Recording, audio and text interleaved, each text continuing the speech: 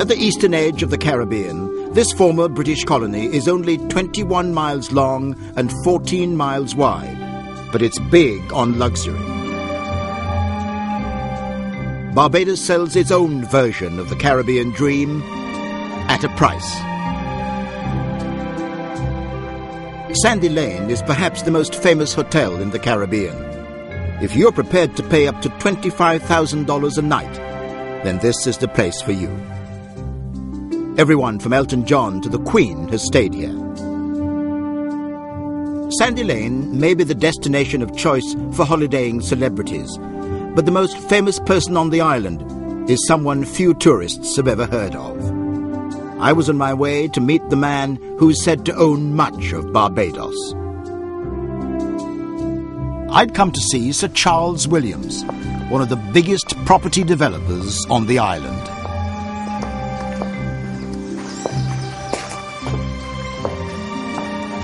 Good morning. Trevor MacDonald, nice to see you. Nice to see you. Nice to Pleasure. meet you. Welcome to our home. Thank you. Barbados. Thank you. It's a pleasure. Thank you. Having, It's a lovely house. well, it's a little on the old side. It's like the owner. How old is it? It's an old plantation house, isn't it? I'll show you exactly. And in those days, the mortar was molasses and lime, Okay. and that was found 1664. So the house dates to 1664, so it's a So it's- 17th century house. Yes.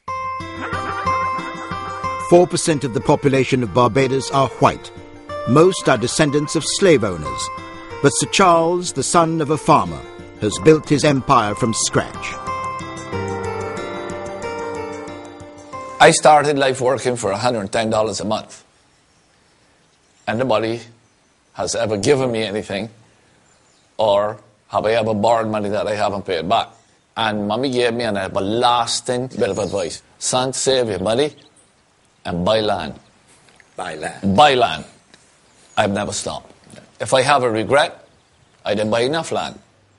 Sir Charles lives with his second wife, Marianne, and their pet pig, Hoagie, who he assures me is fully house-trained. Come on, Hog, come and say hello.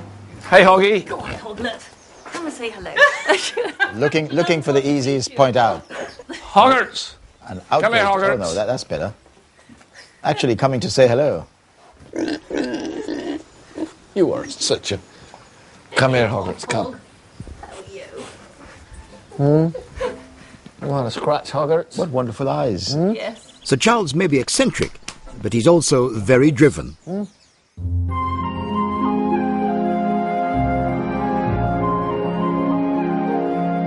Polo was introduced to the island by the British in the 19th century, and today Sir Charles is probably its biggest fan and promoter.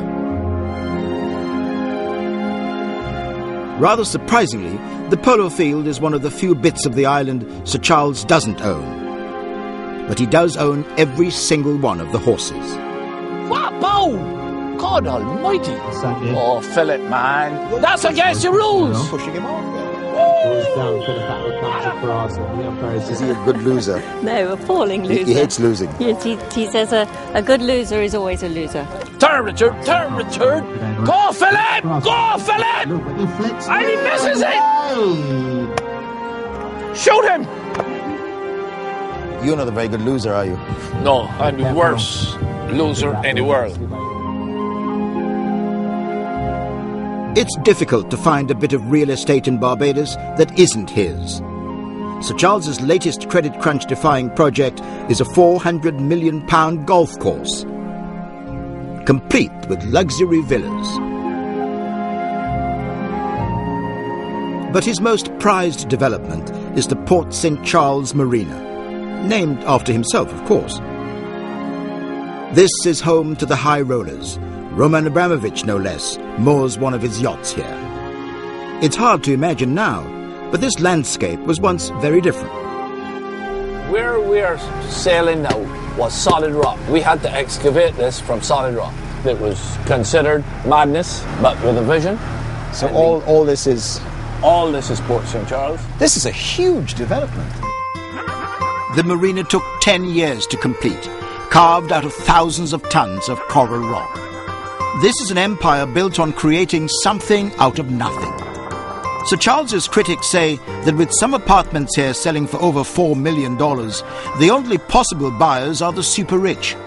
And his voracious land buying has caused concern at the highest levels. The Prime Minister of the day now made the message very clear, don't hold yourself up there anymore. Well, he virtually kind of said, in not so many words, Charles, I think you have enough. Yes, he said that it was having an impact on the social structure, whatever you like to call it, and I obeyed him like a good obedient boy.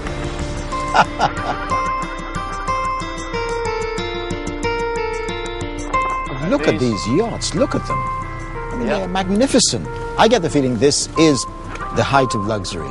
I mean, not only to have your own very expensive waterside apartment, but also to have your yacht as well. I mean, I've heard people who have one or the other. Well, there was three more ambitions. There was three ambitions I had: pretty wife, a nice sports fisherman, and a fast sports car. I had all three cost me a fortune. Yeah, but you still have survived. You seem to have done pretty well on it. This is what I used to enjoy on a regular basis to sports fishing. Yeah. And one thing for sure, Sir Trevor, I bought it with the name. I did not name it. Let's see the name. Never enough. Very aptly named. It is never enough. In what respect? Is it the work is never enough? The land is never enough? The developments are never enough? I think he always All feels those. he can do more. Always feels there's going to be more. But he gives everything his all, and the boat is definitely appropriately named. How does that impact on your relationship? You find you get enough time? Yes, it's very exciting because there's always something new going on, and there's always something exciting about to happen. And no, it's definitely a good ride. Sir Charles is not shy about selling his achievements of having risen from owning a single bulldozer to actually changing the landscape of an entire island. Living proof, perhaps, that if you have the money, anything is possible in the Caribbean.